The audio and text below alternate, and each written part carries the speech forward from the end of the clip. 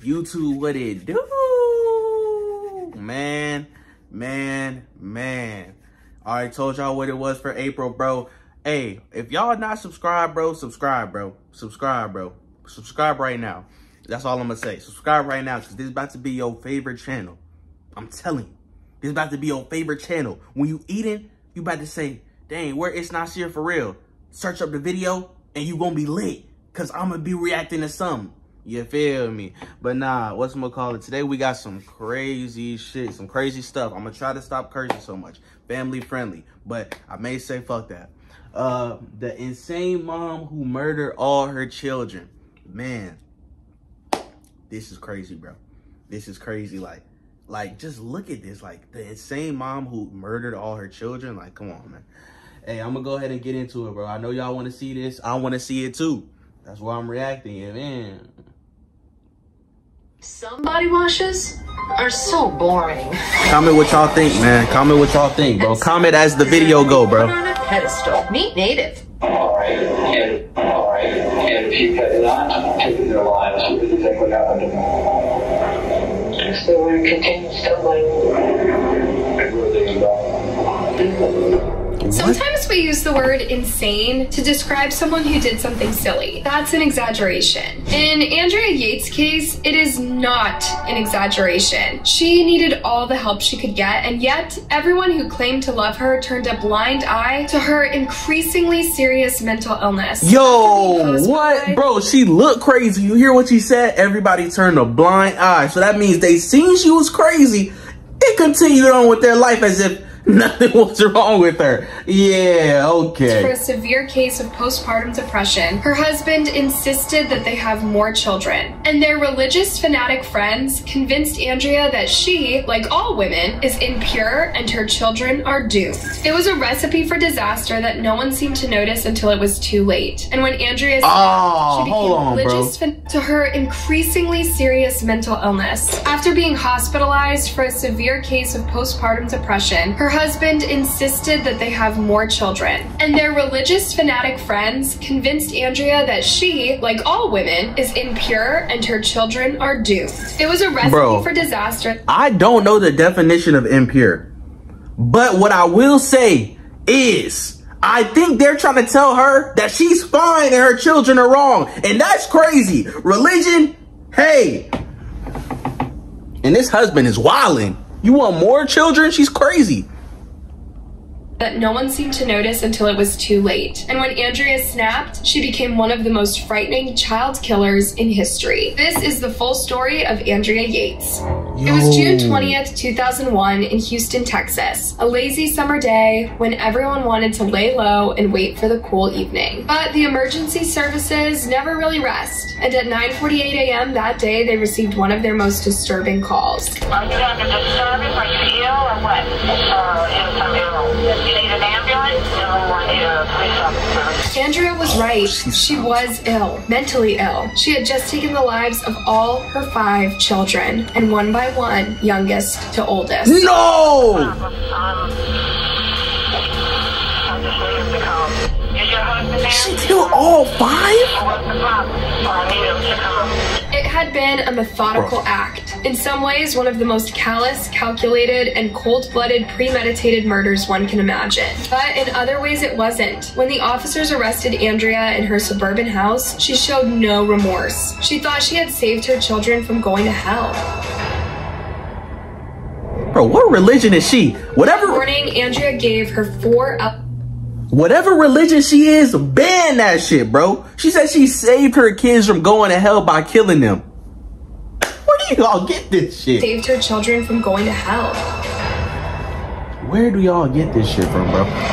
That morning, Andrea gave her 4 eldest children, all boys, a cereal breakfast. Then she started a bath and took her baby daughter to the bathroom with her. There were 9 inches of That morning, Andrea gave her 4 eldest children, all boys, a cereal breakfast. Then she started a bath and took her baby daughter to the bathroom with her. There were 9 inches of cold water in the tub, just enough to drown her. Then she returned to the kitchen and, beginning with the next youngest, she drowned the rest of her children. With Mary's body still floating in the tub, finally, she laid their bodies on the bed. Noah, the eldest, tried to run when he saw his lifeless sister, but Andrea caught him too. Perhaps as a punishment, she left his body floating in the tub. A few minutes later, Andrea phoned 911, but refused to tell them what she'd done. 9 minutes later, she phoned her husband, Rusty, and told him to come back from work. I couldn't imagine what actually happened, but I was worried because I'm like, well, Andrea called me with a firm tone, said I needed to come home, and so I did. The first responders got to the scene before Rusty. When Officer Frank Stumpo walked in, he found Andrea sitting on the couch, staring blankly straight ahead. I walked into the room,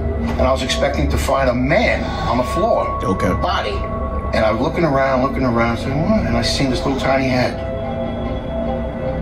And it was looking right at me. Frank wanted to think it was a doll, but when he got closer, he realized what had happened. But it wasn't just a baby. Mary was the only one partially uncovered by the blanket Andrea had put on them. I said, oh my, and I picked up and as I continued to pick up the blanket, was one body after another. 1, 2, 3, 4. I walked back that is traumatizing, bro. Turned into the bathroom, and there I found the oldest one floating face down in the tub. When Frank and his fellow officers saw this, they did not know what to do. For a second, they had forgotten all their training. All the training, you know, all the scenes that you have made, everything that you have been taught and learned and instinct went right out the window. When Rusty arrived home, there was a yellow line around his house. The officers wouldn't let him in. He sat on the grass crying after he learned what had happened. But as the authorities carried Andrea out in handcuffs, Rusty made a surprising statement. And he started screaming, Andrea, you finally did it. Andrea, you really did it. She just sat there and just stared at the door with this blank look on her face. Hold on, man. We need an explanation, bro. We need an explanation. Why did she do this shit? There is no possible way you did this, like, thinking logically. Why would you kill your kids?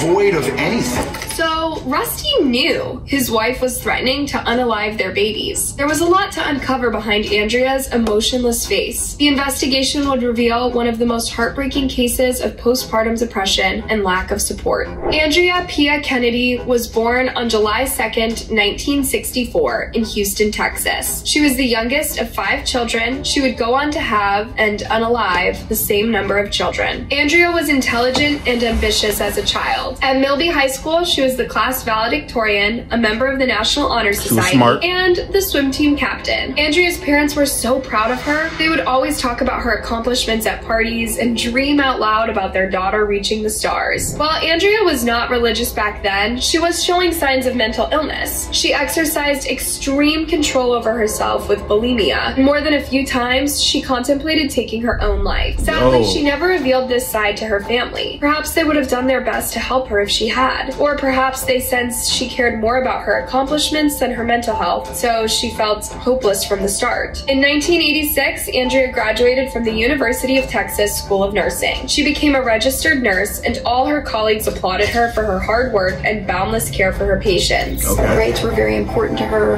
Being a good daughter was very important to her. She went to nursing school and went to a very prestigious nursing school in Texas. 3 years later, she met Russell Yates while swimming in the apartment complex pool that they shared. Rusty was too shy to ask her out, but Andrea noticed how he looked at her and tried making awkward conversation. So one day, she knocked on his door and asked him out. In April 1993, they got married in a small ceremony. By now, Andrea was a devout Christian. The couple vowed to have as many children as nature would allow. So over the next 7 years, they had 4 boys and 1 girl, each named after a biblical figure. Noah, born in 1994, followed by John, Paul, Luke, and Mary, who was born in 2000. I think the thing that surprised us was how fast that happened. She used to joke. I mean, she wouldn't like me to say this, but she called herself Fertile Myrtle. From a religion standpoint, I would say we're both pretty conservative. Rusty was a successful engineer at NASA, but he was just as serious about his faith and was friends with a terrifying man named Michael Warniecki. Russell had met Michael Warniecki on the campus of Auburn University. Warniecki was an unconventional cleric who preached a zealous form of righteousness. Anything outside of austerity was a sin in his eyes. Also, everyone was doomed for eternity, apart from himself, his wife, and their children. And yet, Rusty fell under his spell and even saw him as a mentor. When he introduced him to Andrea, things took a turn for the worse. Bro, hold on, bro. So you telling me a dude comes and says his family is the only righteous family and everyone else is doomed to hell, and you believe him and start following him? What sense does that make, bro? Home and acted disgusted by Andrea's children. Also, notice the double standard. He fell under his spell and even saw him as a mentor. When he introduced him to Andrea, things took a turn for the worse. Michael would visit the family home and act disgusted by Andrea's children. Also, notice the double standards. Michael never said that they were Rusty's children too. He would only blame Andrea for their so-called impurity. He would also tell Rusty that Andrea did not deserve him, as she was not a virgin when the two got married. In short, Michael was a misogynist, and he used his cleric role to spread this belief. He yelled at female students that they were all going to hell because they were studying and learning in a material world when they should be out there reproducing. At this point, Andrea was already convinced that women derived from sin and that hellbound mothers would see their children burn in hell. From prison, Andrea would say, "It was the 7th deadly sin. My children weren't righteous. They stumbled because I was evil. The way I was raising them, they could never be saved. They were doomed to perish in the fires of hell." Rusty admitted that, looking back, Michael Warniecki only amplified whatever delusions Andrea already had and made them 10 times worse. Russell might defend the Warnieckis, but they had zero compassion or understanding of Andrea as a person. They didn't even see her as a person at all. She was a toy for them to play with. Michael would tell her that she was doomed and unable to care for her children, and Rachel, his wife, would berate her for not practicing her faith right. This is what she wrote to her one day. "I have seen so many women just continually put their salvation in Jesus. Then, as years slowly slip by, so does they hope for them to truly be saved." Bro, I'm trying to figure out, this is all I'm thinking about. I'm trying to figure out whose fault is this? Like, is it this dumbass preacher posting this, preaching this misogynistic shit? Is it this dumbass husband for introducing him to the family? Is it this crazy ass lady for believing any of this shit? I don't know whose fault it is. This all just sounds crazy to me. Yeah, a religious book about a caterpillar becoming a butterfly and praising death as the only pure kind of transformation. And Michael once published this poem. Modern Mother Worldly was very, very lazy. All her children drove her crazy. The Bible told her to spank and train them, but society said she must never constrain them. The fruit of rebellion she did now see. On the day of judgment she will have no plea. Modern Mother Worldly, cast in hell. Now what becomes of the children of such a Jezebel? Meanwhile, Michael would manipulate Rusty into living an increasingly modest life as a way to repent from their worldly sins. In 1997, Rusty bought Michael's ragged bus and moved his entire family in there. By now, they were a family of 5. Imagine raising 3 babies in a 350 square foot bus. Mrs. Yates was overwhelmed. She had begun homeschooling, and she just couldn't handle it. The children slept on pellets, played with power tools, and were not allowed to use Pampers. And she had to do everything in the house or bus while her husband was at work. Yeah, I'm not gonna lie. The more this story continues, bro, this husband kind of pissing me off, bro. Something about this husband. There's something about this husband, nigga, bro. I'm not feeling him. I'm not feeling the husband, bro. Pampers. Not feeling him. She had to do everything in the house or bus while her husband was at work. She was changing diapers 24/7, washing diapers, not permitted to use Pampers, had to use cloth diapers. others because they were more basic. They were the salt of the earth. All the while, Andrea was developing more and more severe cases of postpartum depression with each child. After giving birth to Luke, her fourth child, Andrea's mental health took a visible downturn. When Andrea started thinking of ending Luke's life, she tried taking her own to prevent this from happening. On June 18th, 1999, Andrea and Rusty saw Dr. Norma Toriak after her attempt on her own life. After asking Andrea a few basic questions, Norma already knew Andrea wasn't supposed to have more children. She was diagnosed with postpartum depression, or PPD, with psychotic features. Norma thus advised Andrea to check herself into the Memorial Spring Shadows Glen Psychiatric Hospital. Norma also referred her case to the CPS after hearing about the conditions the Yates raised their children in. However, as there was no sign of evidence of neglect, the CPS refused to get involved. Psychiatrist Eileen Starbranch would take over Andrea's file, and she would prescribe Andrea increasingly stronger medication as her psychotic and depressive episodes got worse. Haldol, Cogachin, Effextor XR, Wellbutrin, and others. Rusty said Andrea made a miraculous recovery after this. On August 18th, 1999, Andrea told Eileen she was ready to have a fifth child. Eileen did not understand. She wanted to make sure Andrea understood what PPD meant. Having another child would make it worse again, maybe worse than ever before. The doctor said he advised her not to, and said that she was 100% certain that her psychosis would return if she had another child, meds or not. Not only would the couple not follow the doctor's advice, but when she saw Andrea again in January 2000, Dr. Eileen Starbranch wrote, "Patient wants to be off meds unless symptomatic. Husband agrees." Around this time, Andrea got pregnant again. This was when the couple decided to buy a small house in Clear Lake and move the family out of the bus. But although the kids' situation seemed better, it was in fact worse. In March 2001, Andrea turned to scripture following her father's death, and she also began engaging in horrific self-harm and refused to feed her daughter. These were bouts of postpartum psychosis, and yet her husband would tell her family that she had the baby blues. It's not the same as the baby blues, She was depressed. which are very common. Postpartum psychosis is only about 1 case in 1,000 births. Often, a woman is very psychotic, hallucinations, delusions, confused, usually so severe it requires hospitalization. She was hospitalized several times during this period, but as no one could keep her against her will, she often left the hospital a day or two later. It was often Rusty who convinced her to come home and take care of the children. You know, I had no idea what was going on. I mean, I didn't know anything about mental illness or postpartum depression or psychosis or anything. Sure, but you saw your wife pull out her own hair and scratch herself until she bled. And when Dr. Eileen Starbranch urged Rusty more strongly to bring his wife to the hospital, he decided not to visit Eileen anymore. He found a doctor closer to home who would save him the 45-minute drive and tell him what he wanted to hear. During Andrea's trial, the new doctor's mistakes proved so grave that he was partially blamed for the children's deaths. If you have more and more children, the risk that you're going to have more of these episodes is higher. And with the psychotic I ain't gonna lie, bro. Put the husband in jail, bro. Put the husband in jail, bro. The husband is on some dumb shit. Like, bro, what you mean you finding a pastor that's a misogynist and telling your wife that she's impure and can't even have no more kids and she's the problem? And like, what do you mean, bro? Like, what do you actually mean, bro? I'm not feeling you, bro.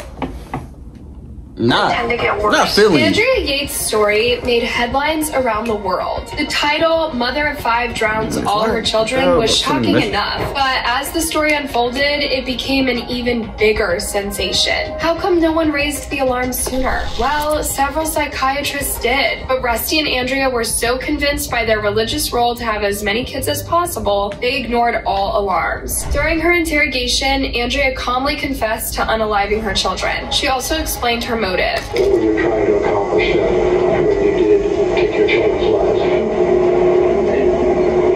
Maybe in your innocent years, God would take them up. All right. And if you had not taken their lives, what did you think would happen to them? I guess they would have continued stumbling. And where would they end up? Andrea claimed that stumbling meant misbehaving. Her kids, she said, were not right. What sort of things did they do which showed you they weren't right?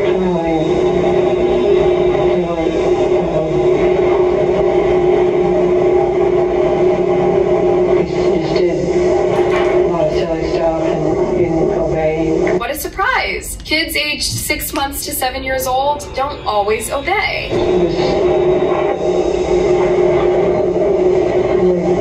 When Rusty's mom would visit, they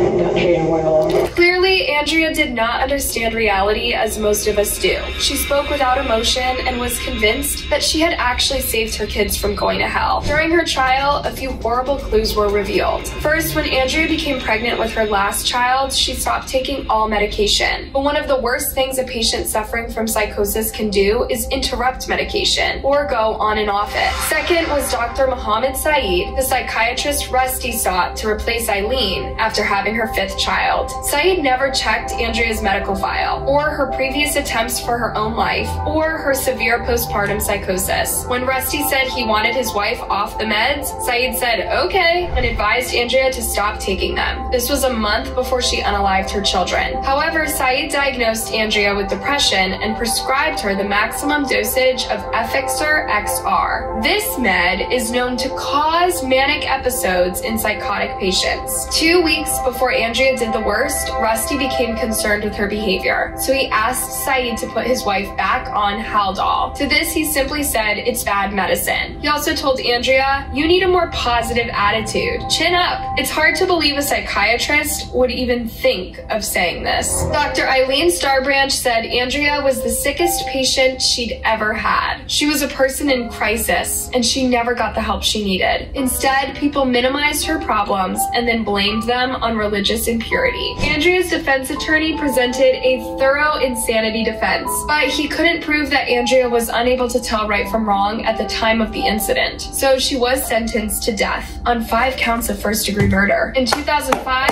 Andrea, however, obtained a new trial after the court discovered false testimony from the prosecution. We, the jury, find the defendant Andrea Pia Yates not guilty by reason of insanity. She was sentenced to remeditation at the Kernville State Hospital, a low-security mental health facility in Texas, which one of her lawyers described as a watershed event in the treatment of mental illness. She herself insists that she never be released. It is the only way she can atone for what she did, she says. Her case opened up discussions of mental health and PPD awareness that changed the law forever. This didn't happen to Andrea Yates because she's an evil, criminal, bad person that needs to be killed. This happened to Andrea Yates because she has a biologic medical illness called psychosis. Rusty divorced Andrea after the first trial. He has since remarried and had a son.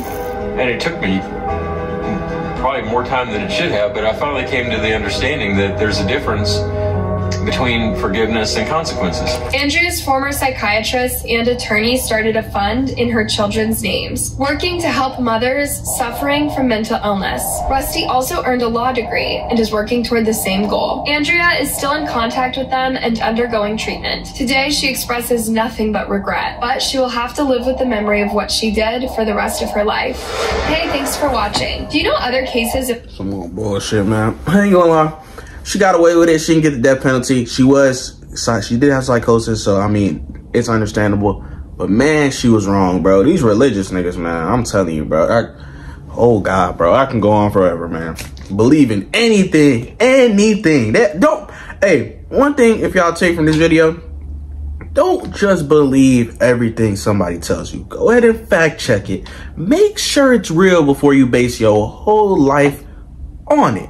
Now, y'all let me know in the comments what y'all want me to react to next. I'm probably about to make my next video right now. April, we going crazy. Let's get it.